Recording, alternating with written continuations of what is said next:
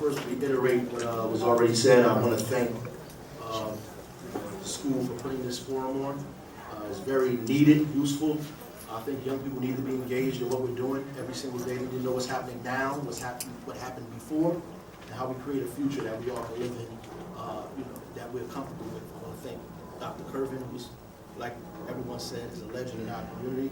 But I want to talk about public service not in a sense of like volunteerism, like what Bill Clinton was talking about, or in a sense of my resume, or in a sense of, I showed up to give out food and you should do that. So, I have to thank my mother and father, and I'm happy that I have my mother and father in this city, in this turmoil. I was in my mother's stomach in 1969, around the time when they were organizing to get the first African-American mayor to be elected in the city. Around the time the Black and Puerto Rican Convention was happening in this town, I was in my mother's belly. A year after the assassination of Martin Luther King. So my public service is centered around people like Goodman, Runner, and Cheney, who caught the bus and went down to interstate travel to make sure that they desegregated buses and fought the kind of segregation and ills and obstacles to democracy. Or like the 4 kids that sat in Woolworth in 1961 down in North Carolina A&T, who sat there to desegregate lunch counters. So when I grew up in an atmosphere that made me understand and believe that a threat to justice anywhere was a threat to justice everywhere, right? So that kind of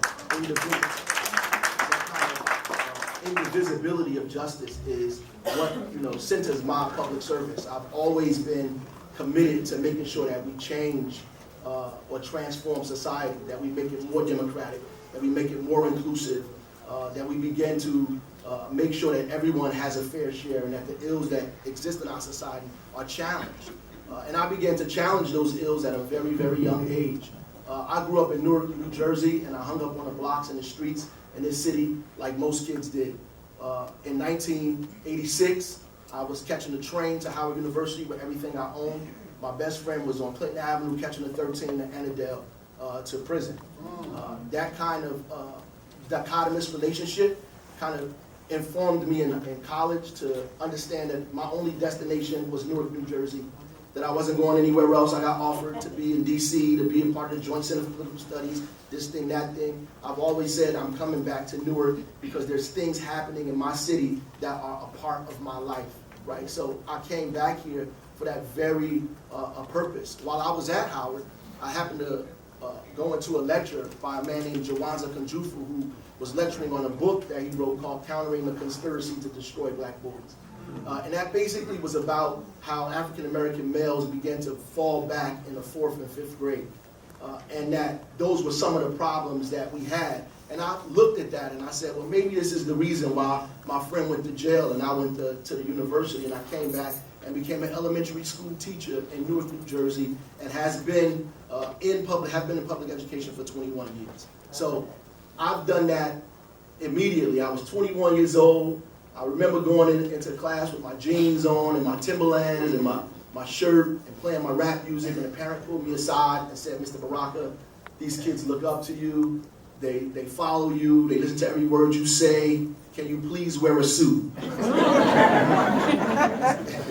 That was the first of many lessons that made me begin to understand how we have to begin to mold young people into doing the things that we need them to do, that our representation is what they follow.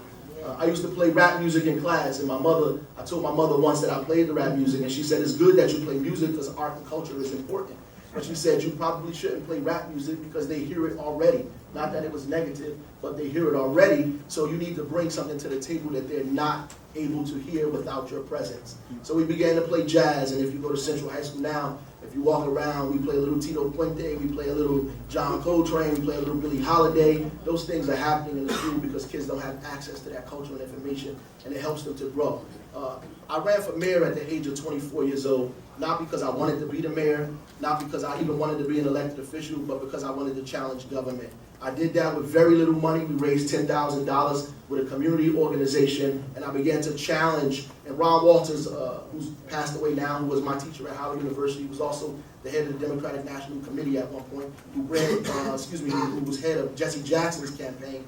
He told me, until your conversation is in the main conversation, what you're saying doesn't matter. So my job was to get what I thought into the main conversation. So the first thing was to get on the ballot, and we did that. And it was about putting my issues into the debate. And we did that at 24. And it was some very instructive things I learned. I learned that though I knew a lot, I didn't know everything.